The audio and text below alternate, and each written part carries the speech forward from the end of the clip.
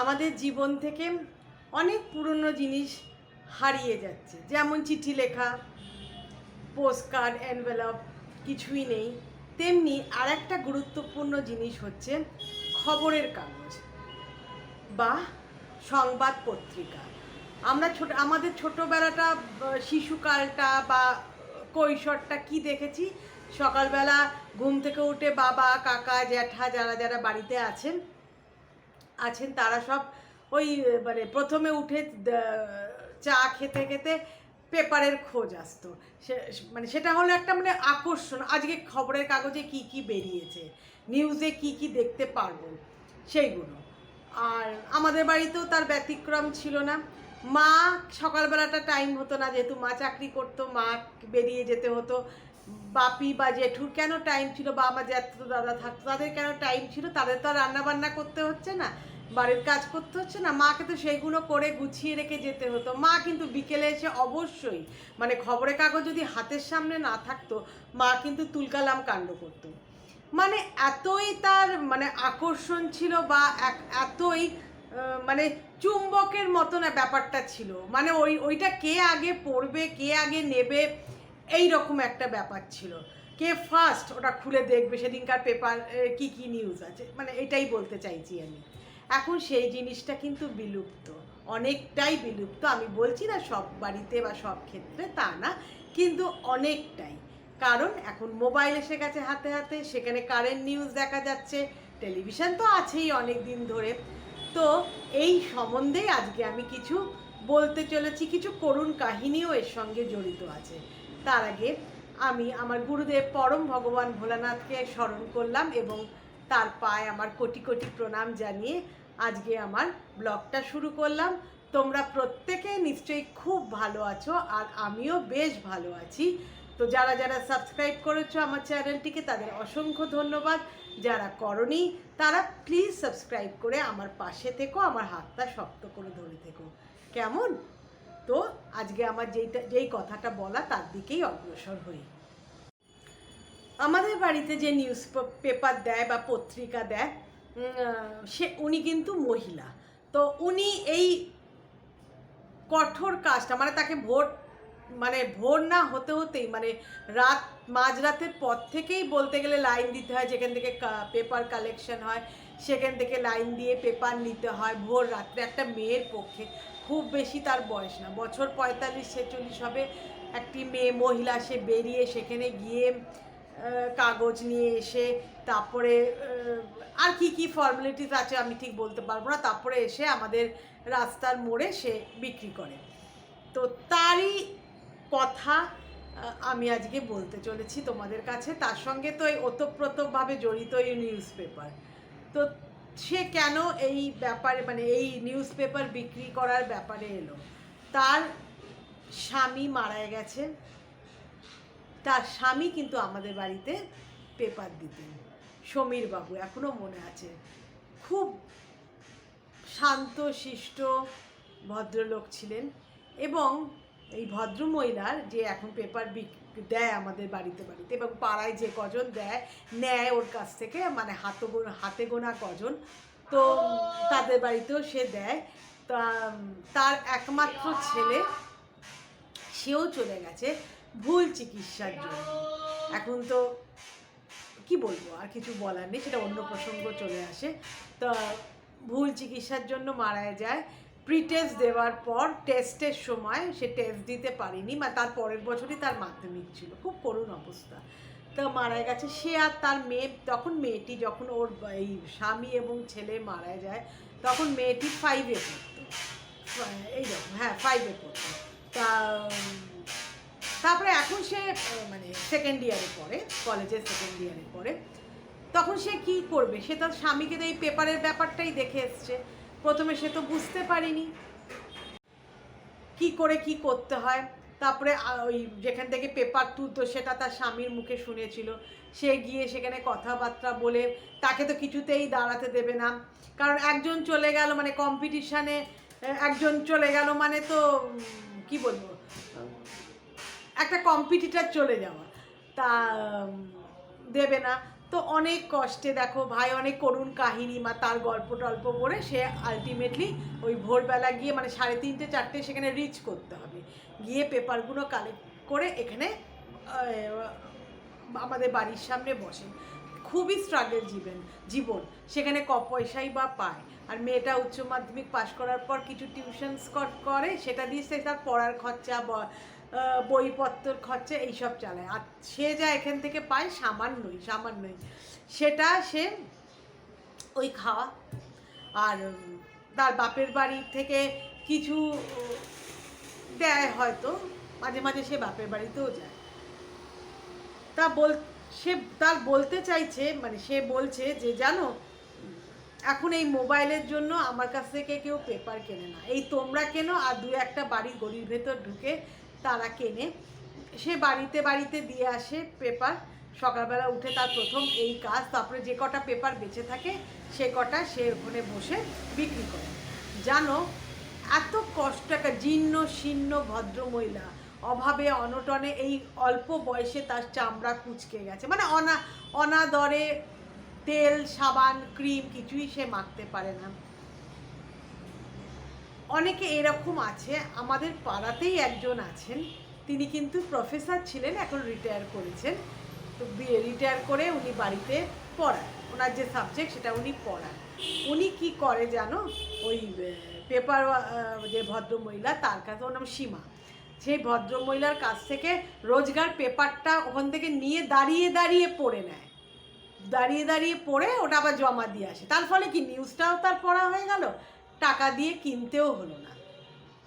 আচ্ছা বলো, আমরা আমাদের জামা কাপড় বলো, আমাদের শখ মেটানোর জন্য আমরা তো হাজার হাজার টাকা খরচা করি। একটা পেপারের দাম কত? পেপারটা নয় কিনে পড়ার টাইম নেই, অনেকে বলবে পড়ার টাইম নেই, এই অজুহাতটা দেখায়। আর এতে মোবাইলে তো চলে আসে, সেটা আমরা যখন তখন মোবাইল দেখে নিতে পারি। পেপার তো বসে খুলে পড়ার টাইমটা নেই, ঠিক আছে, ভালো কথা। একটা 12-20 টাকার মধ্যে, যে মানে একটা নিউজ পেপার এক রকম বলছি, 8 টাকা থেকে 20 টাকার মধ্যে মনে হয় ভ্যারি করে। তা সেটা নিয়ে নয় একজনকে কি বলবো, সে তো পুরো টাকাটা পায় না, তাকে তো কিনতে হয়, সেখান থেকে কিছু কমিশন পায়, সেই টাকাটা তাকে তো হেল্প করা হয়। মানুষের মানবিকতা কোথায় কোথায় গেছে? একজন প্রফেসর যিনি শিক্ষিত, তিনি সমাজের মানে নিউ জেনারেশনসকে সমাজ গড়ার কাজে তিনি মানে নিযুক্ত।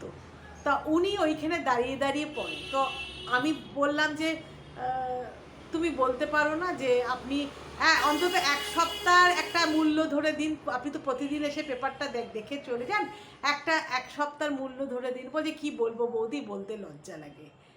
এই হলো কথা।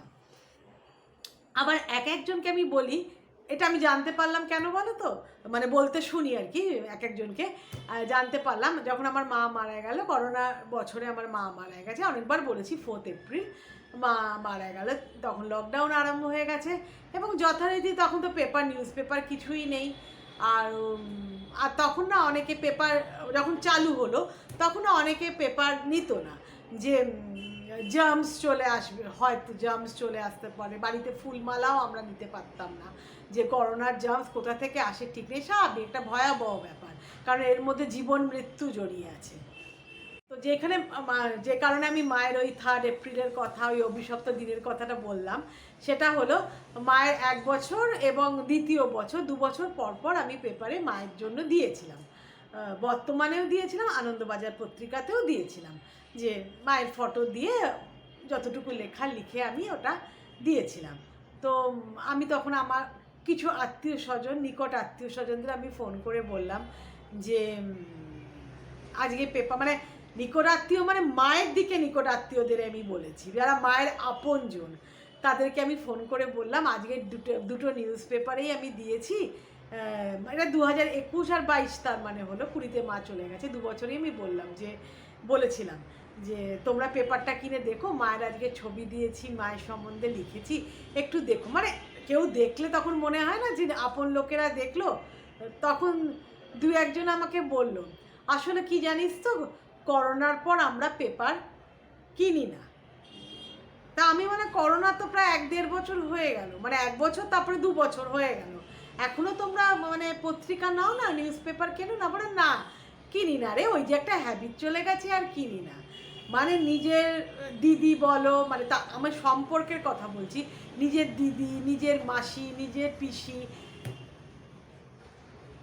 একজন আবার বললো মানে তার জিনিসটা যে নিউজটা বেরিয়েছে বা তার সম্বন্ধে যে লেখা কিছু লিখেছি আমি, সেটা দেখার কোনো ইন্টারেস্ট নেই। মানে মানুষ মরে গেল মানে তার মানে আমরা বলি না আমি মরে গেলে পরে এই হবে, আমি কেউ মনে রাখে না, কেউ মনে রাখে না। তো ওই একজন আবার বলবো তাই নাকি, ঠিক আছে তাহলে আজকে আমাকে কিনতে হবে, আমি তো এখন নিউজ পেপার নিই না করোনার পর থেকে, ঠিক আছে তোর মায়েরটা যখন দিয়েছিস আজকে কিনে দেখবো। মানে খুবই অবজ্ঞা সহকারে, বুঝেছো তো? এই হলো কথা।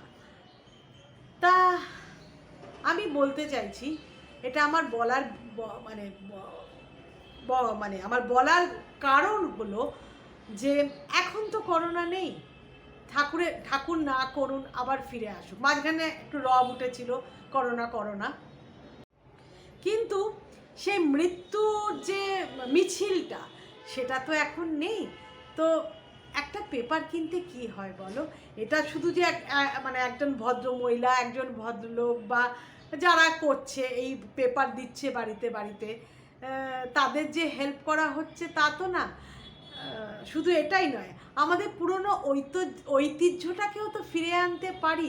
সেই সকালে একটা মানে মাদকতা, কখন মানে পেপারটা নেশা যাকে বলতে পারো, নেশা, যে পেপার আসবে, পেপারটা দেখবো, অন্তত হেডলাইন্সগুলো পড়ো।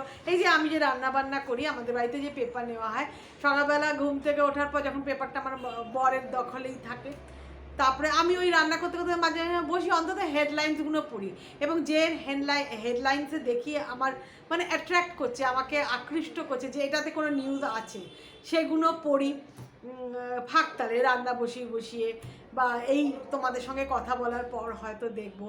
সন্ধেবেলা বিকেলবেলা আমার বড় মেয়ে যখন বা আমার মেয়েরা যখন ফিরে আসে তখন মানে হয়তো তাদের টাইম হয় না, কিন্তু শনি রোববার কিন্তু তারা পেপার দেখবে, খুঁটিয়েই দেখবে। এই হ্যাবিটটা কিন্তু থাকা দরকার, এবং হ্যাবিটটা করা উচিত। আমাদের পরের প্রজন্ম তাহলে কী শিখবে বলো তুমি? যে ওই মোবাইল মানে আমরাই তো তাদের মানে মানে ধাক্কা দিচ্ছি যে তোমরা মোবাইল থেকে নিউজটা দেখে নাও। সব নিউজ তারা মোবাইল থেকে দেখে, পেপারের সম্বন্ধে কোনো মানে আইডিয়াই নেই যে পেপারে কি হতে পারে। আমাদের পরের মানে প্রজন্মর যে কী হবে আমি বলতে পারি না। এই করে আমাদের এক একটা ঐতিহ্য, এক একটা জিনিস আমরা হারিয়ে ফেলছি না, বলো তুমি? খুব খারাপ লাগে, জানো তো, খুব খারাপ লাগে। এইটা ওই যে বললাম যে এরা খুব মানে এদের খুব দরকার। এরা হয়তো কয়েকটা পত্রিকা বিক্রি করতে পারলে এদের হয়তো কিছু একটা আসে, আমি ঠিক বলতে পারবো না, কিন্তু কিছু একটা হয়, মানে ওদের পকেটে কিছু ঢোকে। তাদের কথা ভেবেই তো করতে পারো। আমরা তো কত কি কিনি, মানে অযথা এমন জিনিসও কিনি যেটা হয়তো পরবর্তী 2-4 দিন পর বা 2-4 মাস পর সেগুলো আমাদের কাজে লাগে না, সেগুলো আমরা ফেলেও দিই। তাই আমার একান্তই অনুরোধ যে প্লিজ এদের পাশে এসে একটু দাঁড়াও, আর আমাদের পুরনো ঐতিহ্যটাকে হারাতে দিও না। তো কেমন লাগলো আমার আজকের এই বক্তব্য? যদি তোমাদের একটু মন ছুঁয়ে গিয়ে থাকে তাহলে প্লিজ আমার চ্যানেলটিকে সাবস্ক্রাইব করো, এবং অবশ্যই মতামত দিও। তোমরা আমার সঙ্গে সহমত কি না প্লিজ কমেন্টের সাহায্যে জানিও, আমি খুব খুশি হব। আমার কোনো কমেন্ট এলে আমি খুব খুশি হই, জানো। প্লিজ লাইক কমেন্ট করে আমার পাশে থেকো, কেমন? তোমরা ভালো থেকো। Bye bye, thank you so much.